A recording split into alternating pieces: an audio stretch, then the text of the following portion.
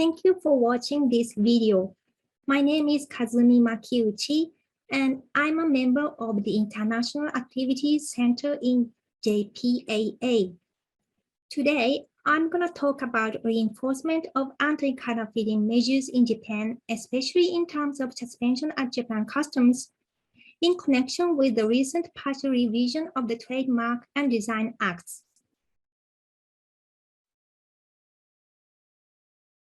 In this presentation, I'll briefly touch on the background, then explain the revised acts, and at the end, offer you advice for your anti-counterfeiting strategy. Let me first explain the background of the revision. Not a small portion of counterfeit products distributed in Japan appear to be produced overseas. The bar chart here shows suspension of IP infringing products at Japan Customs from 2005 to 2020. Green bars on the left indicate the number of suspension cases in each year, and the blue bars on the right indicate the total number of products suspended in each year. In 2020, the total number of suspended products was about 0.6 million, which is far fewer than that of the preceding 2 years, while the total number of cases was over 30,000, which is more than that of the preceding 2 years. Now, comparing 2020 to 2005, the total number of suspended products has decreased to less than 60%, while the total number of suspension cases has more than doubled. This means that the number of products per case has decreased. In other words, counterfeit products are imported in a smaller lot than previously. Recent expansion of e-commerce markets such as Amazon is a key factor behind this. It appears that more and more counterfeit products are imported to Japan by private users and regrettably also by businesses pretending to be private users.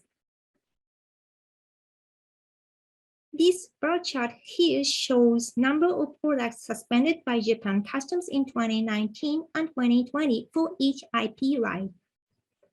70 to 85 of the total number of suspended products were related to trademarks, and around 10% were related to designs.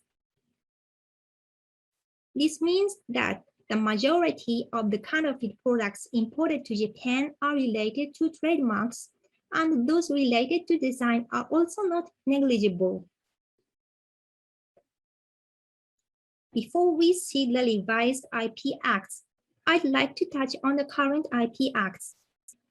It is recognized as an act of infringement of IP rights when a business imports counterfeit products to Japan or transfers them to other businesses or private users in Japan. However, if a private user imports counterfeit products from an overseas vendor, it is not recognized as an act of infringement under the current IP Acts. Another issue arises during identification procedures at customs. In identification procedures, Japan Customs determines whether the suspected goods infringe IP rights or not. When customs detects suspected goods, they notify the right holder and the importer of the initiation of identification procedure. The right holder and the importer have opportunities to submit opinions and/or evidence. If the importer pretends to be a private user and declares so during the procedure, it is difficult for customs to disprove such declaration and suspend the counterfeit products. The smaller the lot is, the harder it is to disprove such declaration. For example, 30 phone cases in a single package for private use seems unnatural and unlikely, while a couple of phone cases in a single package for private use seems to be probable and difficult to disprove.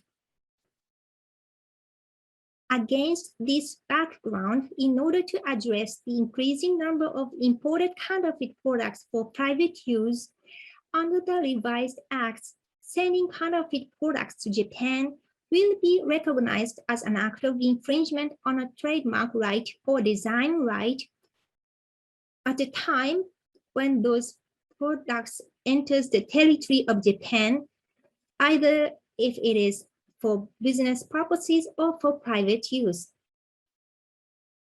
In the first case, both are business importing counterfeits and overseas vendors sending them via postal mail or by other means will be recognized as a violator.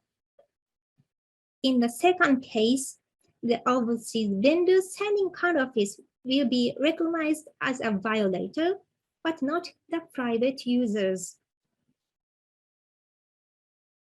In summary, sending counterfeit products to Japan will be recognized as an act of infringement on trademark and or design rights by overseas vendors under the revised IP Acts.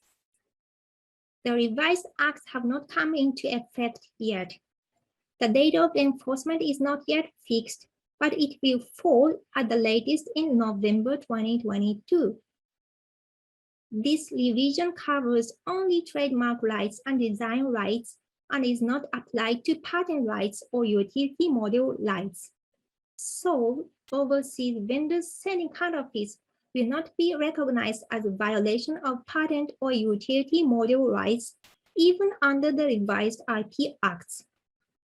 Of course, importation or transfer of such products by businesses is already recognized as a violation under the current IP Acts.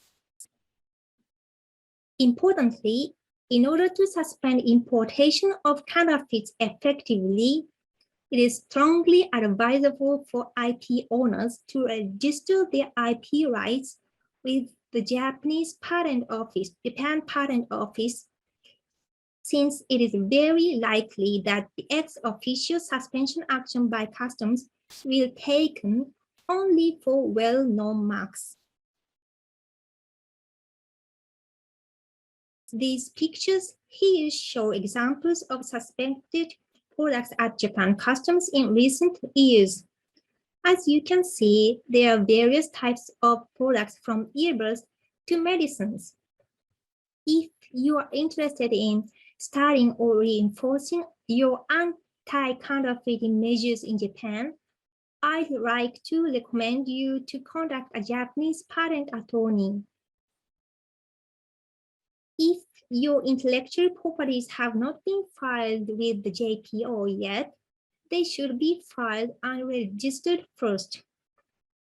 If your IP rights are already registered with the JPO, you can now record your registered IP rights with Japan Customs.